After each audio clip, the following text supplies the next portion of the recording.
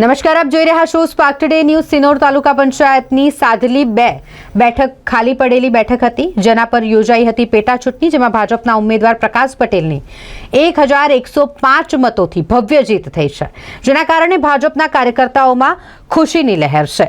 સિનોર તાલુકા સેવા સદન કચેરી ખાતે પોલીસના ચુસ્ત બંદોબસ્ત વચ્ચે મતગણતરીની પ્રક્રિયા શરૂ થઈ, જેને લઈને સવારથી જ ભાજપ અને કોંગ્રેસના કાર્યકર્તાઓ મોટી સંખ્યામાં સિનોર તાલુકા સેવા સદન કચેરી ખાતે પહોંચી ગયા હતા।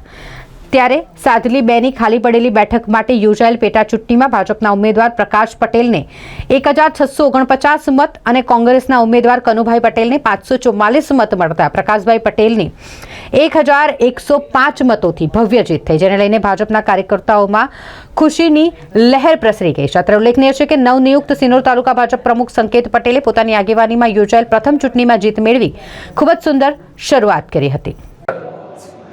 આજરોજ સિનોર તાલુકા સાદલી મુકામી પેટા ચૂંટણીની રિઝલ્ટ આવતા ભાજપની જીત થઈ છે। તે જીતને અમે આવકારીએ છીએ। અમારા કાર્યકર્તાઓમાં ઉત્સાહભેર ઉજવણી કરીશું।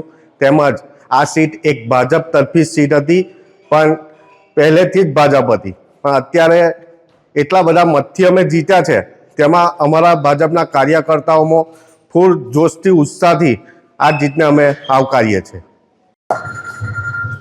અત્રેના સિનોર તાલુકામાં તાલુકા 10 સાદલી 2 તાલુકા પંચાયત સીટ માટે પેટા ચૂંટણી 16 તારીખે યોજવામાં આવેલ હતી, જેનું મતગણતરી આજરોજ તાલુકા સેવા સદન ખાતે રાખવામાં આવેલ હતું। જે મતગણતરી ચુસ્ત પોલીસ બંદોબસ્ત વચ્ચે ઉમેદવારો તથા એમના એજન્ટો રૂબરૂમાં હાથ ધરવામાં આવેલ છે।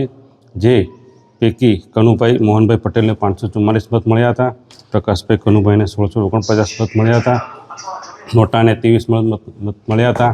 આમ કુલ 2260 મત પડેલ છે, જે પૈકી પ્રકાશભાઈ કનુભાઈ પટેલને સૌથી વધુ મત મળેલ છે, જે આજરોજ મતગણતરી પૂર્ણ જાહેર કરવામાં આવેલ છે।